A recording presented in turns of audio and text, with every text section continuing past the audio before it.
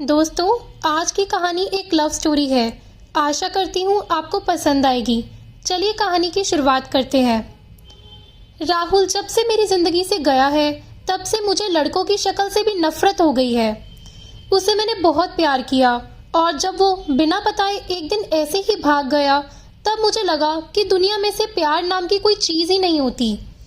अब मैं जैसे बिना दिल वाली इंसान बन गई हूँ। मुझे कुछ भी महसूस नहीं होता क्योंकि अब मुझे लगता है कि इससे बड़ा मेरी लाइफ में अब क्या होगा।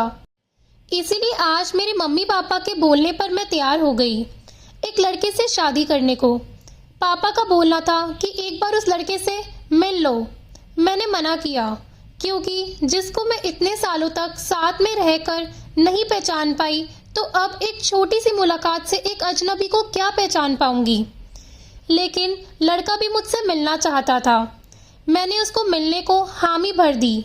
सच कहूँ तो मुझे अब किसी भी बात से कोई फर्क ही नहीं पड़ता है। हमारा मिलना तय हुआ डिनर पर। मम्मी पापा चाहते हैं कि मैं अकेले ही मिलने उससे जाऊं। मैं जैसे मुर्दा हूँ, मुझे अब कुछ फर्क नहीं पड़ता। मेरे जो हाथ में आया मैंने पहन लिया और पहुंच गई।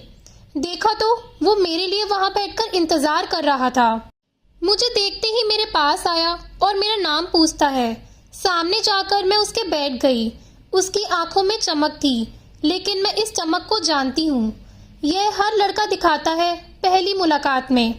राहुल मुझे छोड़कर गया, लेकिन जिंदगी का बहुत बड़ा सबक मुझे सिखा कर गया है। मेरा मुंह उतरा देखकर मुझसे पूछता है, क्या हुआ, सब ठीक है? मैंने भी उसे जवाब दिया, मेरी थोड़ी तबीयत खराब है। फिर वो बोला कि आप फिर आज क्यों मिलने आई, हम फिर किसी और दिन डिनर कर सकते थे। बात तो वो अच्छी कह रहा था, लेकिन अच्छी बातें लड़कों की कितनी जल्दी बदल जाती है इसका अंदाज़ा मुझे अब अच्छी तरह से है। मैंने उसे कहा, नहीं मैं ठीक हूँ, कोई बात नहीं। खाना मेरी पसंद का ऑर्डर किया उसने। फिर अचानक उसका फ़ोन आया और जब फ़ोन पर उसने बात की तो मैंने तय कर लिया कि अब मैं इससे शादी नहीं करूँगी। फ़ोन पर उसने अपना नाम बताया सामने वाले को, और ये वही नाम था जिसे मैं अब तक सुनना नहीं चाहती थी। उसका नाम भी राहुल था।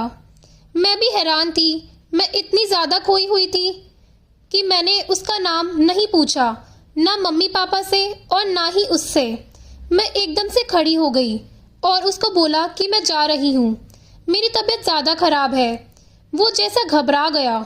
मुझसे बोलता है कि मैं छोड़ देता हूँ आपको गाड़ी से, पर मुझे अब उसके मुंह से कई हर बात कांटे की तरह चुभ रही थी। उसको बिना जवाब दिए मैं वहाँ से चली जाती हूँ। वो मेरे पीछे पीछे आ रहा था। मेरी आंखों से अब आंसू टपकने लगे और मैं बाहर टैक्सी या ऑटो का इंतज़ार करने लगी। आंखों में मेरी आंसू देखकर उसने मेरी बाह पकड़ ली और मुझे गाड़ी में बैठने को कहा। उसने मेरी बाह पकड़ी, बस इतना तो बहुत था मेरी अंदर की आग को निकालने के लिए, और मैंने उसके मुंह पर जोर से एक थप्पड़ मार दिया। वो जैसे हक्का बक्का रह गया हो। और फिर उस राहुल की भड़ास इस राहुल पर निकली और मैंने कहा, तुम लड़के अपने आप को समझते क्या हो? जो मन चाहा वो करोगे क्या? जब तुम्हारा मन किया किसी का हाथ पकड़ लेते हो, जब मन किया बिन बताए भाग जाते हो, और वो बस चुपचाप मुझे खड़ा देखता रहा। टैक्सी आई और मैं बैठकर वहाँ से चली गई। आते वक्त मैंने उसका चेहरा भी नहीं देखा। अपने कमरे में आने के बाद 1 घंटा मैं और रोई। मम्मी पापा को कुछ नहीं बताया।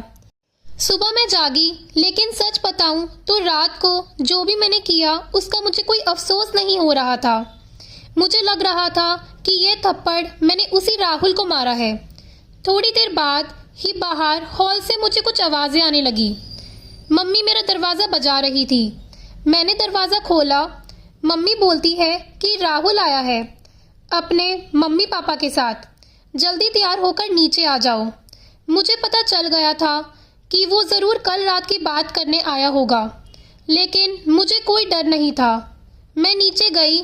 राहुल बैठा। उसने मुझे देखा। मम्मी किचन में थी। मैं गई। उनके चेहरे पर स्माइल थी। मुझे मेरी माँ कहती है कि राहुल और उसके घर वालों ने हाँ कह दी है और जल्द ही शादी करना चाहते हैं। अब मुझे कुछ समझ नहीं आया कि जिस लड़के को मैंने कल थप्पड़ मारा, जाने अनजाने, जिसे मैंने अपने एक्स बॉयफ्रेंड के बारे में बता दिया, वो मुझसे शादी को कैसे राजी हो गया।